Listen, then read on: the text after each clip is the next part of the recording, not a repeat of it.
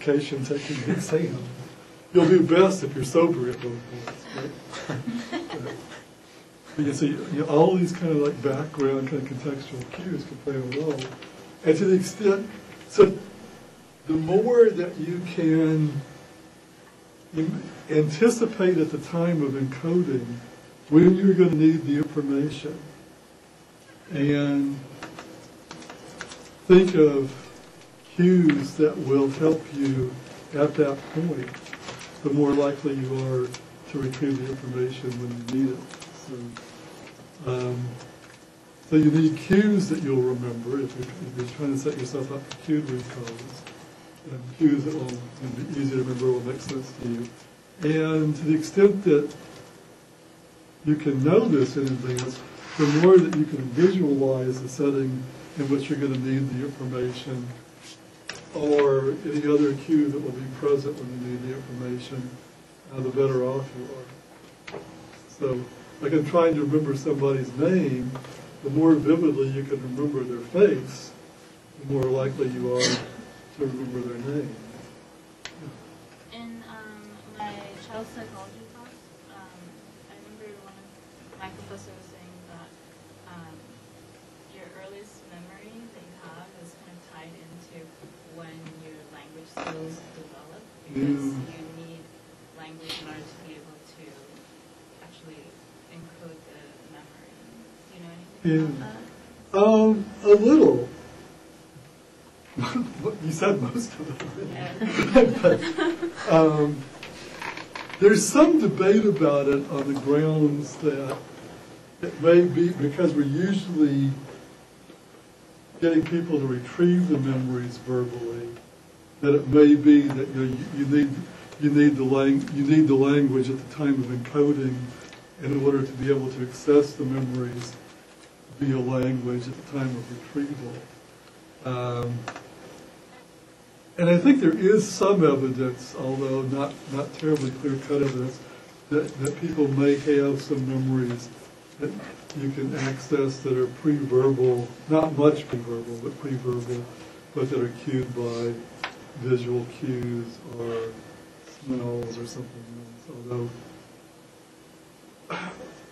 Although, all of our pretty much all of our autobiographical memory, and certainly all of our childhood memories, get confounded by, are we actually remembering the event? Or do we remember our parents telling us about the event? Do we remember the pictures that we've seen much later of the event? All of this stuff kind of gets in the way, and we probably don't have very good source context memory for most childhood stuff. And then I think you get that kind of later, and then it kind of goes away somewhere around 45 or 50. I know it's like 49 starting to slip a bit. So you get these kind of contextless memories that kind of floating up that you don't really know. I think it's interesting when you've been with somebody for a long time in a relationship. It's one of the things that middle-aged and older couples, you get into fights about, is you actually start telling your life stories as though they happened to you. You've heard the story so often, and it feels so familiar, and you've got a really good visual sense of it, and it comes back to you. It's my memory of it. And like sometimes people remember movies and stuff. There's been legal cases about plagiarism in music where we all know not to copy other people's stuff, but can you tell? You think about what the creative process is like, and you're sitting there, and it's words, you're sitting with your keyboard, or music, you're sitting with a different kind of keyboard. And there was a big case some years ago where George Harrison was sued for plagiarism for the My Sweet Lord song. It was He's So Fine, I think, from the 60s. And they ended up ruling that although he had copied the melody, he didn't know that he had copied the melody. It's not a defense that USC academic integrity. Looks very kindly.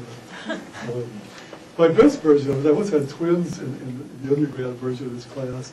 They tried to argue that the fact that they had turned in identical in class written exams was because they were genetically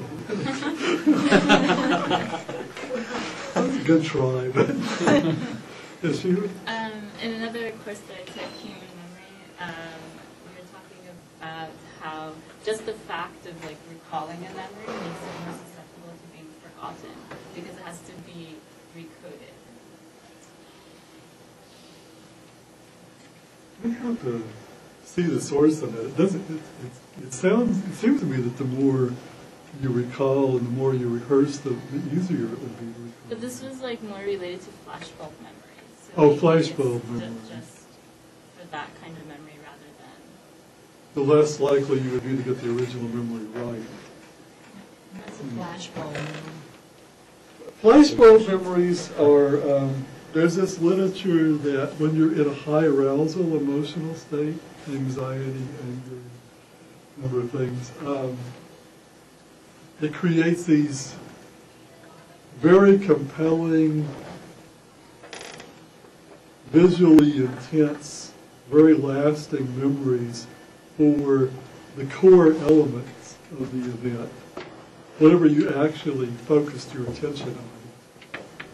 And everything else is relatively degraded from what it would have been had you been relaxed at the time. And so, in looking at like people's memories for crimes, the detectives talk about this as gun memory, because if you get held up by somebody holding a gun, what people have a flashbulb memory for is the gun, not the face of the person that was holding the gun. This also actually takes us into another interesting realm about memory, is that how compelling a memory is, your confidence in the accuracy of the memory, if anything, tends to be inversely correlated with its accuracy. When people mention, like most of our memories have these kind of kernels, flashbulb or not, you have these kind of like, you remember certain pieces of events and then you interpolate other stuff. There's a lot of research showing that like the interpolated stuff, you tend to be extremely confident of, maybe even more than what you actually remember. And you can set up things that kind of like pull for this, like you can give people like lists of words that all share a common semantic meaning associate that's not on the list. And people will recall at delayed recall that word that all the other words were associated with, but wasn't there. And if you ask them for their confidence in the words, they tend to be most confident of that word that got interpolated. They did flashbulb memory studies on the explosion of the space shuttle some years ago. Also on JFK's assassination. They've done things like that. Yeah. And on the space shuttle, when people would have these very vivid memories of where they were when they saw the news, and they would listen for the memory task. They also had to say like when a lot of people happened to be in the cafeteria at the site where they did the study at work, and then suddenly they also had them say like, who else was there with you when you saw the news? And a lot of people would list people on that list that were absent that day.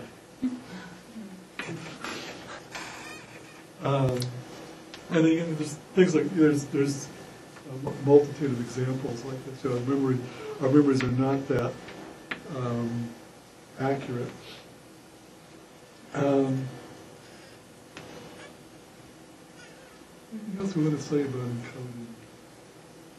What you could do at retrieval mostly is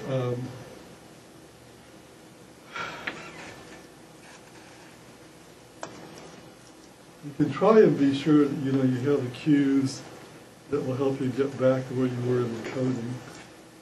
And actually, like trying to remember the situation where you were in coding can help with that.